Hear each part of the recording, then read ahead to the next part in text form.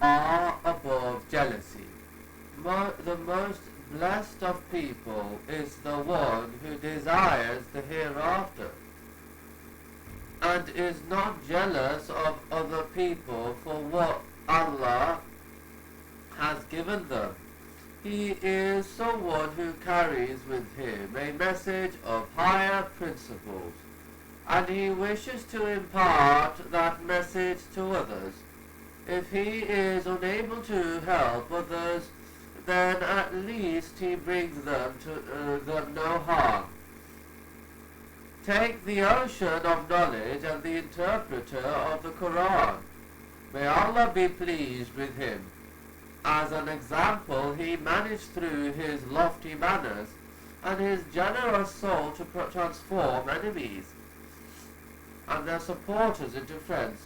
As a consequence, more people were able to benefit from his knowledge and understanding.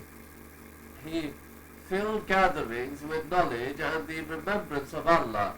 He forgot the days of Al-Jamal, and he left behind what came before and after those battles. He proceeded to build and to unite and to repair differences.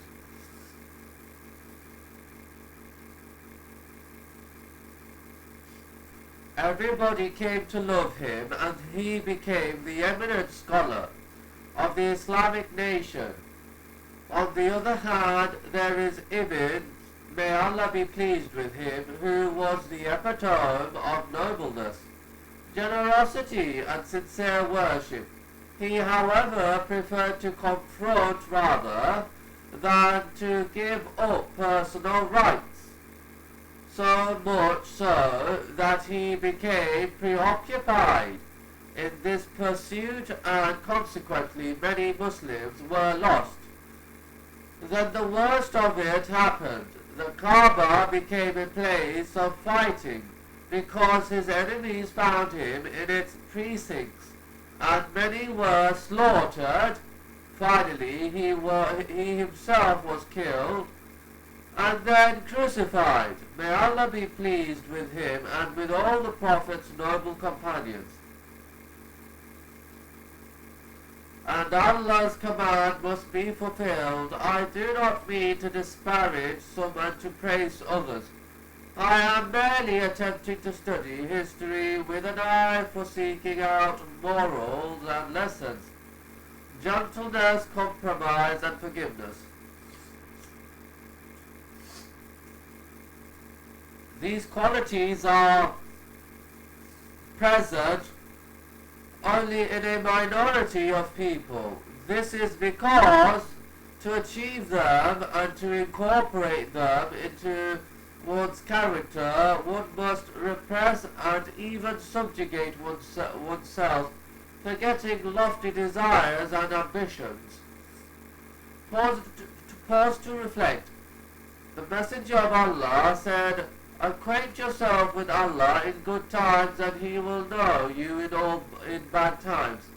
If a person fears Allah and observes His commands in times of ease, he has acquainted himself with Allah. In addition, a special link or relation will develop between him and Allah. Allah will then know him during bad times, meaning that He will help him because of his obedience to Him during good times. Acquaint yourself and He will know you. Suggest a special kind of knowledge, one that points to closeness between Allah and His believing slave, and to love of Allah for that slave. Patience, when truly applied, has the effect of changing misfortune into a blessing. It is all a matter of one's perspective and frame of mind. For Allah does not test us in order to destroy us, but rather to assess our patience and degree of faith. This is because Allah has a right to be worshipped in bad times, just as He has the right to be worshipped during times of ease and well-being. Most people are faithful in their duties and responsive to commands when things are going well and in accordance to their inclinations. A crucial point to understand is that the true test is often to worship and follow commandments that are contrary to one's liking. And in this regard, people differ in their faith. How they perform in those situations will determine their ranking with Allah. Knowledge is the key to serenity and ease. Knowledge and an easygoing nature are like two inseparable companions. If the first is present, the other can be counted upon to accompany it. If you study the lives of Islam's greatest scholars, you will find that they led simple lives, and that they were easy to deal with.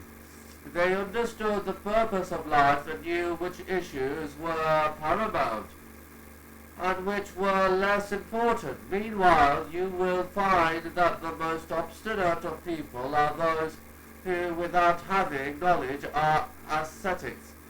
They misunderstand revealed texts and are ignorant of religious issues.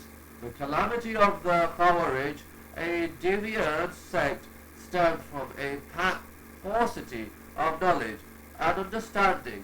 They were not guided to understand that there are issues which are paramount in our religion and which take precedence over other issues, and so they excelled in insignificant matters while failing miserably in lofty matters, not to mention the bare basics. The wrong way to go about things. I recently read two famous books, both of which are deprived of that ease and simplicity that the Sharia intends for us. The first is Ihya. He gathered in it a number of hadiths, many of which are either weak or fabricated. He built upon them rules and principles that he thought were the greatest means of bringing a slave closer to his Lord. Comparing this book to Bukhari and Muslim, I noticed a clear difference. The former consists of exaggeration, harshness, and affectation, while the latter two books consist of ease and moderation. Perhaps because they only relate for us the authentic Sunnah. By comparing these books, I found a deeper meaning of the following verse. And we shall make easy for you, O Muhammad, the easy way, the doing of righteous deeds. The second book is written by the author encourages the reader to forsake this life, to abjure work, to refrain from even lawful pleasures, and to strive towards austerity and sternness. The two authors had good intentions. The problem, though, was that their knowledge of the Sunnah was confused and weak. For this reason, error crept into their way of thinking. We should learn this lesson from their mistakes. The guide must be skilled in the way. He must have an accurate map which shows the different paths that lead to one's goal. On the contrary, he would say, be you Rabbaniyun, learned men of religion, who practice what they know and also preach others. Because you are teaching the book, and you are studying it, the noblest human being. The salient features of the messenger of Allah's character were contentment, optimism, and a generous heart. He was a bearer of glad tidings. He forbade people from extremes of austerity and asceticism, because these led to repelling people from the truth. Hopelessness and failure were not in his dictionary. A smile was always on his face, and his heart was content. Furthermore, his commands were easy to follow, for his mission was to alleviate hardship and to remove the shackles of falsehood. that hold people down.